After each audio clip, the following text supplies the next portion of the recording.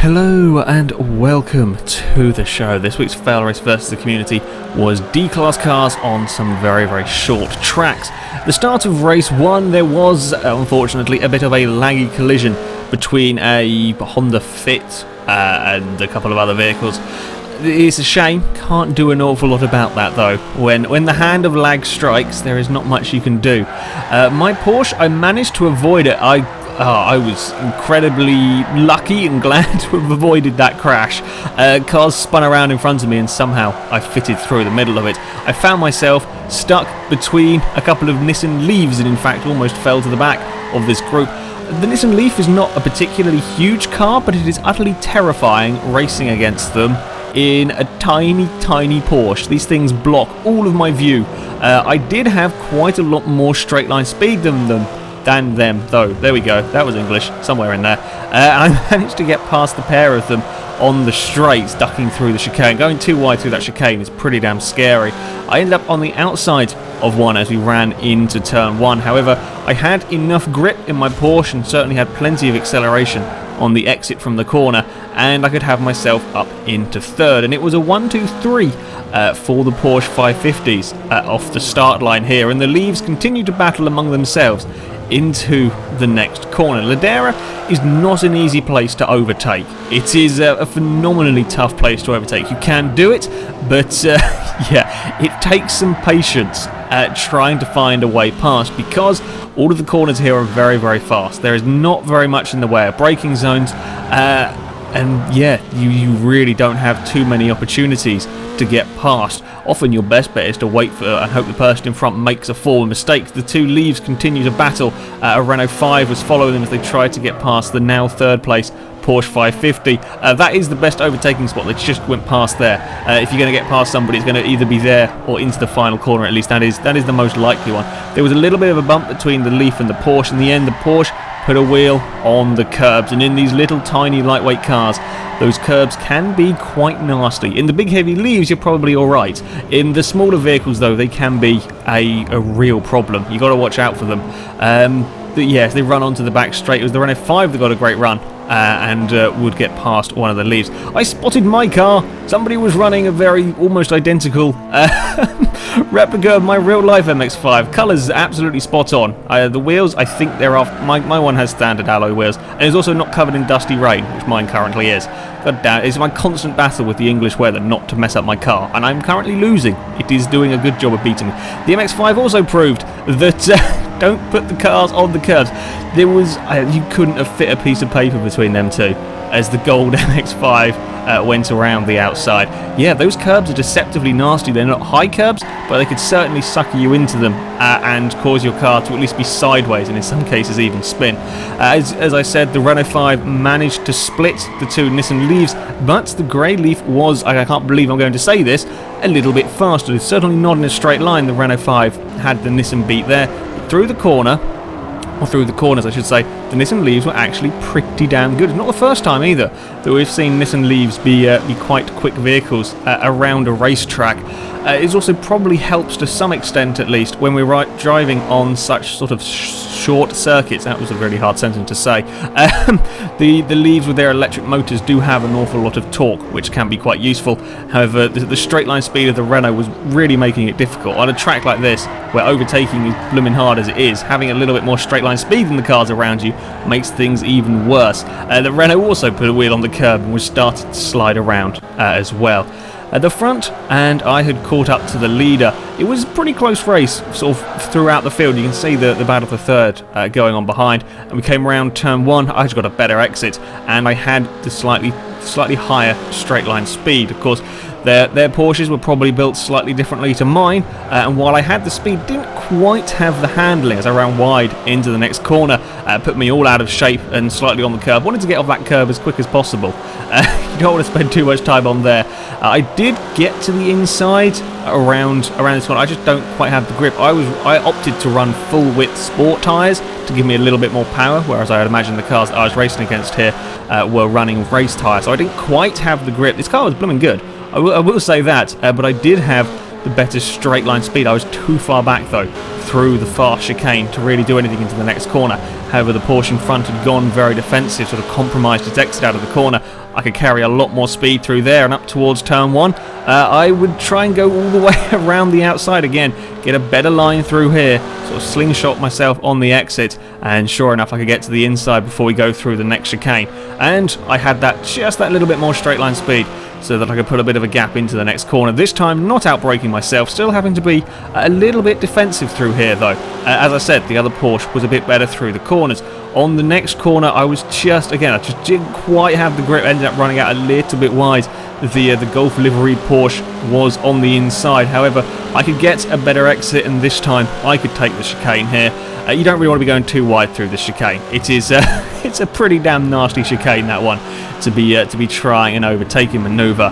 My Doppelganger MX-5 was down in 10th, and it was good to see that on the most part there was something going on everywhere. I knew this was going to be a pain to edit this video because just so much was happening in this race. The blue Porsche had another little incident on the curves, and the two MX-5s continued to battle.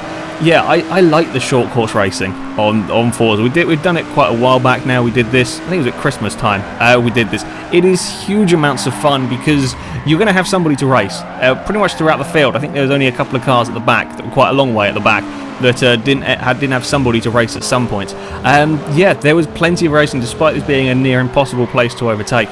There was plenty of close racing, although that not being able to overtake probably helped with the cars being close. But yeah, it was certainly an eventful race and plenty of action going on. And my Porsche was to take the victory.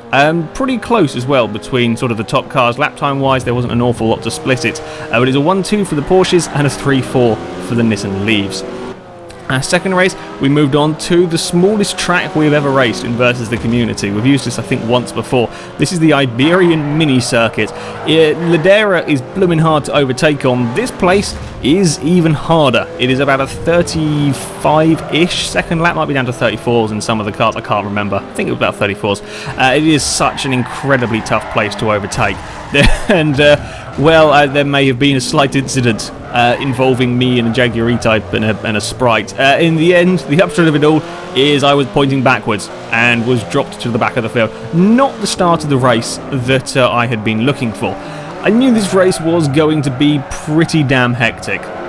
This is a tiny, tiny track. And yeah, you make sort of a small mistake, it's very easy to lose a place or 2 or 3 if you're unlucky. But it's also very easy to defend around here. The Pontiac runs a little bit wide. He lost a place to the Sprite, very kind of lucky not to lose a place to the Fiesta. The Fiesta was busy battling with a Firebird in the background. Impressive overtaking attempt going on from the Firebird, going around the outside of the final corner and then the outside of the first corner. Well done for getting that car around there. Then there's all sorts of laggy going on. I don't know, I didn't notice particularly lag in the actual race while I was taking part, but in the replay it was pretty laggy. At the front, it was a two-way battle for the lead between a Fairlady Z and a Ford KA, and these cars had got a huge gap back to the next vehicle. The kind of the thing with this track is if you can get out front and you can stay with a car that's around your pace, and behind you is a slower vehicle, they can slow the car further down and keep them behind.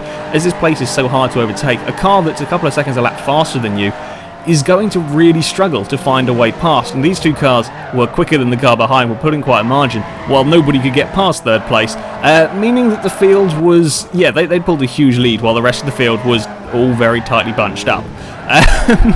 Yeah, mid-pack was chaotic. I think this is 5th, the MX-5 is in 5th, and then this is the rest of the field behind at this particular point. Yeah, it was busy. I just didn't know where to look for recording the footage of this one, as there was just so much going on around here. Everybody was overtaking everybody. People were changing positions so regularly. The Sprite did a great overtake to get past the Honda, and then the Honda has it back almost into the first corner. A little bit of a bump on the Sprite. In the end, the Sprite comes away a little bit better. I'd caught up to the back of this group after my terrible start and was battling with a Golf, and this was my favourite of the overtaking manoeuvres. If you could get a fast run through the chicane, be on the outside as you exit the chicane up towards this next corner, that was the best place I found for overtaking. The trick though for it was to be a little bit further back as you came into the chicane, to give yourself enough sort of space, enough room to to kind of get that positioning on the exit of the corner, and you needed a car with some decent grip. This group continued to fight on until they caught up to what was, I believe, 4th place, very nearly 3 wide into turn 1. I wouldn't really recommend 2 wide for most parts on this track. 3 wide is very, very rarely ends well. In the end, the MX-5 found its way past the Golf. In the background, I'm doing my favourite manoeuvre again on a Fiesta and managed to get the move done.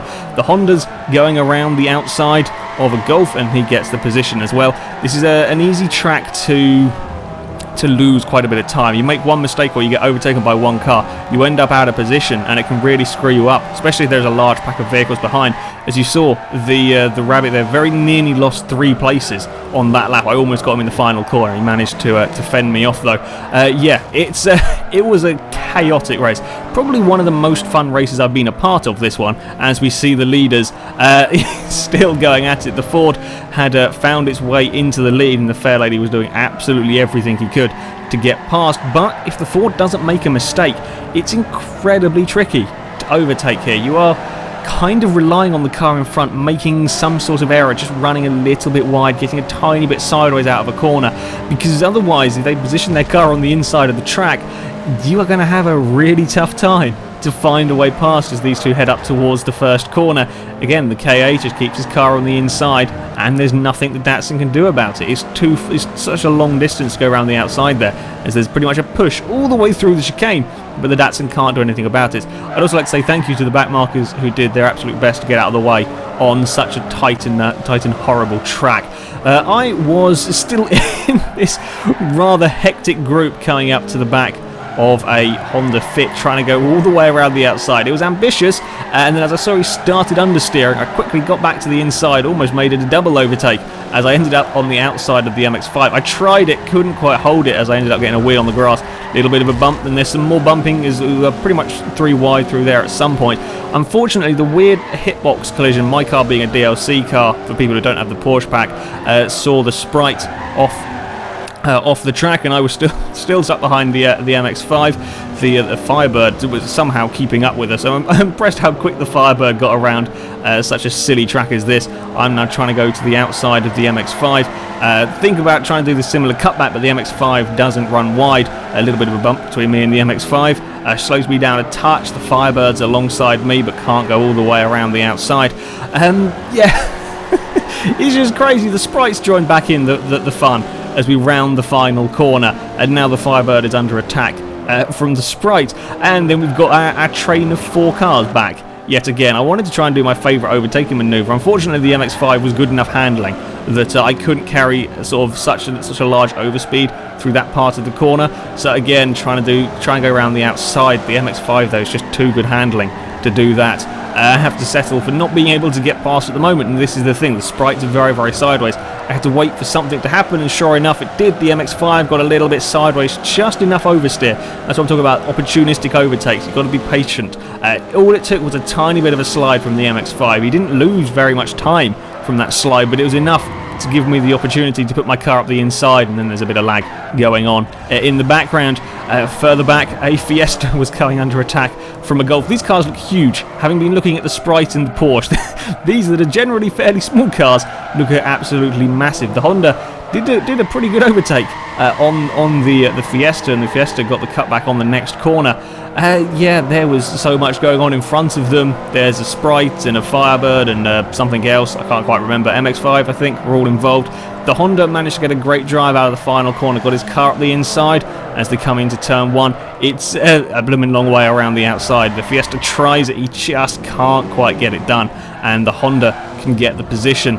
Yeah, lots and lots of place changing going on throughout this race, and Fiesta just runs a little bit wide on the exit. In the background you can see another couple of cars were still fighting. As we came on to the final lap, and it was still the Ford that led the way. The Datsun trying his very best. The Ford was actually a little bit wide in turn 1. The Datsun's right behind him again, pushing him through the chicane. Well done to the back marker for keeping out of the way and throwing your car on the grass there.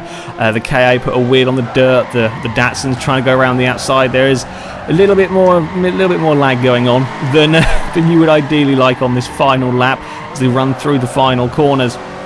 Datsun is right on the back of the KA. He has a go.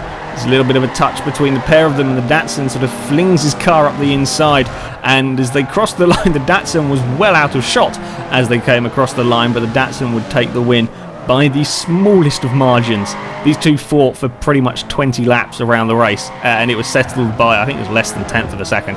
It was a really rather eventful race. Me, having cleared the MX-5, caught up to the back of third place and proceeded to spend 3 or 4 laps trying to find a way past the Rabbit. I just couldn't find it. I tried everything. I almost got my car to the inside. I couldn't outbrake the Rabbit though as we come around on towards the final couple of corners.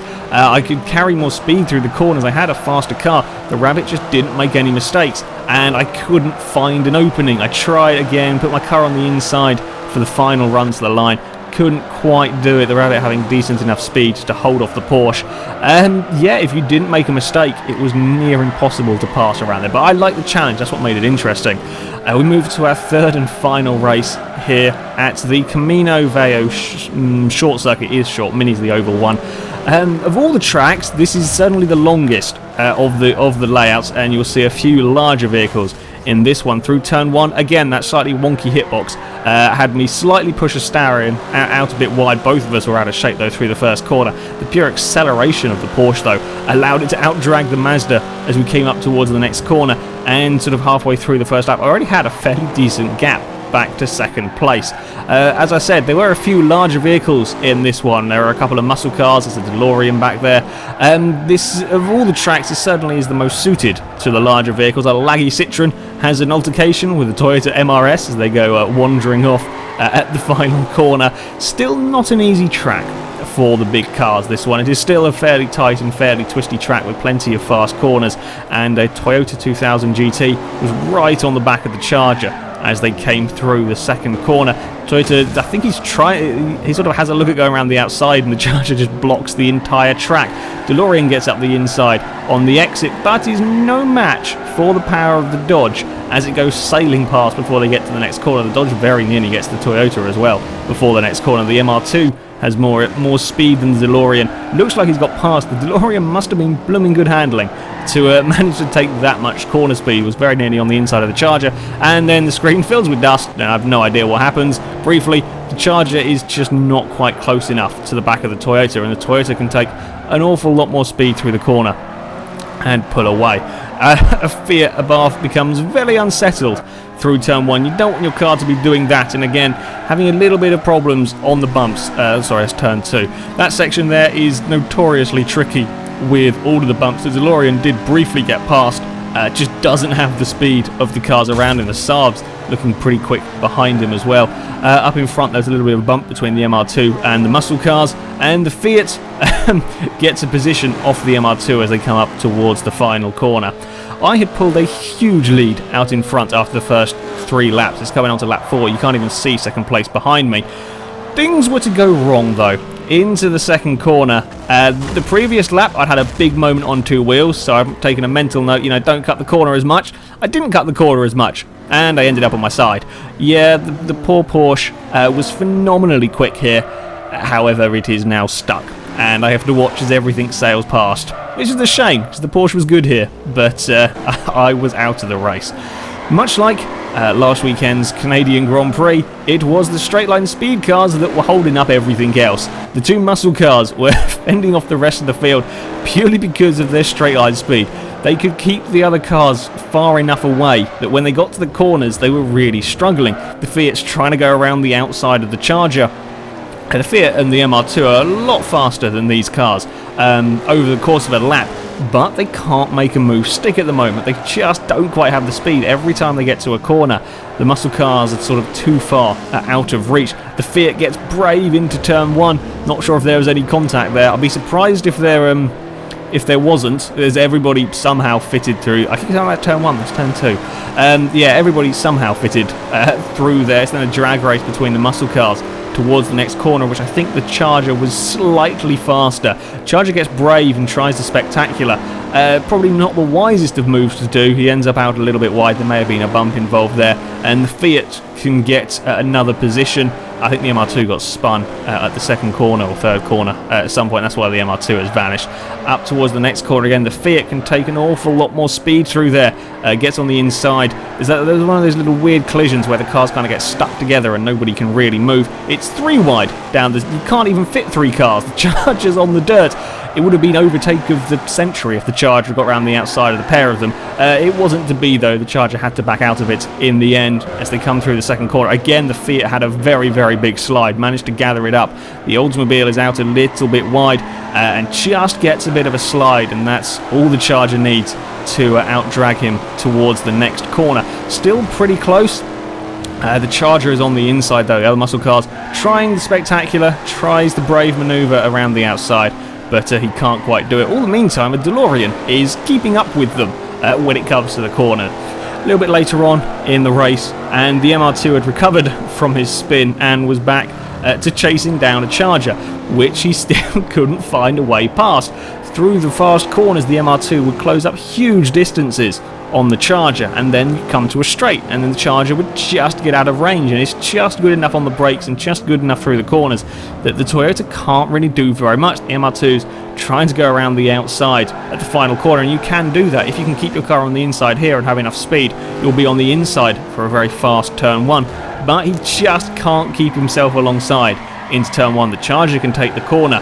The MR2 is going to be quicker through this next section, but it's just too far back. He's not close enough to try and move. The Charger ends up out a little bit wide out of turn 3. The MR2 is trying to get out the inside, and then comes the drag race, of which the Charger is yet again going to win. It's incredibly frustrating when you are stuck behind a car that's faster than you in a straight line, but you are faster around the course of a lap, because it's incredibly hard to overtake, especially on tracks such as this where there aren't a huge amount of overtaking opportunities, although there are more at this particular track than any of the other locations that we had visited. At the front, and after 10 laps of racing, this were the top 3, just about all within camera shot of each other. The Mazda 2 had inherited the lead after I had rolled and was gradually being caught by the Toyota, while the Fiat, having battled his way up to third, very quickly caught up with this bunch, but was to run out of time to really do anything. The Toyota is just too far back on this final corner to really have a go at the Mazda, and while the Toyota is quick through here, he just isn't close enough. Toyota gets a little bit of a slide. Fiat tries to get up the inside of the Toyota, but the Toyota will outdrag the Fiat across the line, and the Mazda will take the win in a very eventful, very hectic, and certainly very busy versus the community. Of all the Versus community, this has probably been one of my favourites to take part in. It was absolute chaos. It was great fun. There was plenty of overtaking, plenty of close racing, which is always what you want. Iberian was utterly crazy. You would go up and down the field so quickly there. Really good fun though doing this kind of thing. Highly recommend you give it a go with some friends. Get some D-Class cars and stick it on some tiny tracks. It is excellent fun. You get some really very, very close racing. The next FailRace versus the community shall be on Thursday, the 12th of June. We shall be running A-Class rotary-engined vehicles. I'm not sure if the rotary engine can be swapped into anything. RX-7s and RX-8s are the cars that come with rotary engines in that class. I don't know if you can swap the engine into sort of MX-5s or into other vehicles. If you can, you are welcome to run any rotary-engined vehicle if you can engine swap it. They should be run in A-Class. If you wanted to take part, then you can sign up on our forums. There will be a link in the description. Find the FailRace versus community section, and that is where you sign up. And the races shall start at 7 PM British Summer Time. However, that is it for today. So thank you very much for watching, and until next time, goodbye.